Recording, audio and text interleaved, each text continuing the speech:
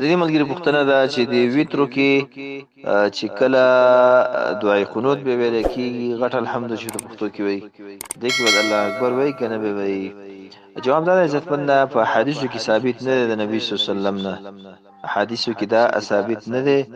چې دغه کوي دا چې کله دریم رکعت وي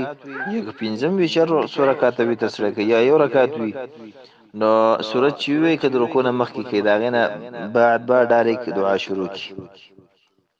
او کلاس پکې جګئی دعا په شکل ام آثار صحابه او استاد صحیح آثار د عبد الله ابن عمر او د عمر تنهو د نور صحابهونه نقل شاغه په کلاسونه غږ کړی دي د لاس جګولم شو کني جګم سباق نه کوي او دغه تکبیر چې کوم دی دغه په حدیث کې نشته او ما یو وخت کې دا کتل یو د اثر کوم پیدا نه کړ به مې یو اثر مخې ته تیر شوی خدای هغه تصحیح او دغه بیا ما فاد شرانه څه شي کې مصروف ومه خزه به ان شاء الله ګورم چې آیا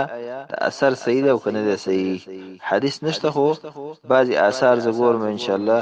کدارته مسلمه بیا کوم ملګری د سی سورې بعد رافیات کی